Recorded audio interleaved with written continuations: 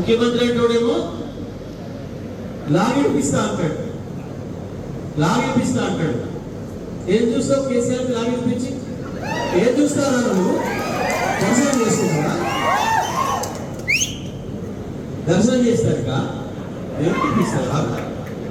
రైతుకు పైసలు ఇవ్వమంటే, రైతుకు నీళ్ళు ఇవ్వమంటే కేసీఆర్ లాగిపిస్తా అంటాడు. ఇంకోటి ఏం మాట్లాడతాడు? తాడు మాట్లాడిగా నేను మాట్లాడాలని ఇంకోటి పోటీ పడుతున్నాడు. ఈ మధ్యన 100 మీటర్ల రోజు మొదలు పెడతారు. ప్రజల సొమ్ముని దున్నపోతులా ఇది ఎదిగారు కాబట్టి మిమ్మల్ని పెట్టాలి. 100 మీటర్లు మీరు 100 మీటర్ల రోజు పొందా కేసీఆర్ కాదు పెట్టాల్సింది మిమ్మల్ని, మీ పార్టీ. మాయ మాటలు చెప్పి ప్రజలకు చేయలేని చేతగాని హామీలు ఇచ్చి ప్రజలతో ఓటు వేయించుకొని 100 రోజుల్లోనే 100 సంవత్సరాల ఎక్కకు మళ్ళీ రాష్ట్రాన్ని తీసుకుపోయినందుకు మిమ్మల్ని పెట్టాలి పొందా, మీ పార్టీని పెట్టాలి పొందా కేసీఆర్గా. రండా ఎవరు రండా రండా ఎవరినంటారు? ఊళ్ళల్లో అన్ని చేసి ఆ ఊళ్ళో పంపిస్తే పొమ్మంటే తప్పించుకోబెట్టడం రండి అంటారు.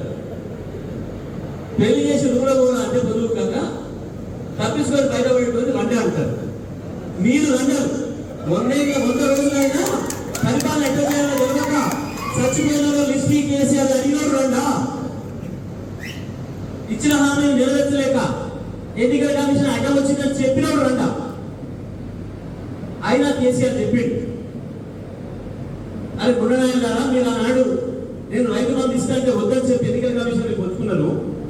నేను ఇప్పుడు ఆ మాట అన్నాను, మీరు ఇవ్వండి, ఇప్పుడు 2 లక్షల రుణమాఫీ ప్రకటించండి, నేను కూడా మద్దతు ఇస్తా, ఎన్నికల కమిషన్కి రాయండి అని చెప్పాడు.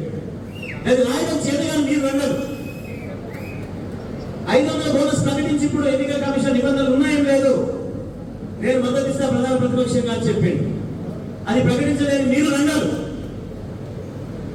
రండారు మీరైతారు తప్ప, ఉండరు వేడైతారు తప్ప కేసీఆర్ కాదు. కేసీఆర్ చెప్పిందే చేసాడు, చేసిందే చెప్పాడు. మీలాగా నోటికి ఏది వస్తుంది? చీటలో లాగా 420 లాగా 420 హామీలు ఇవ్వలే.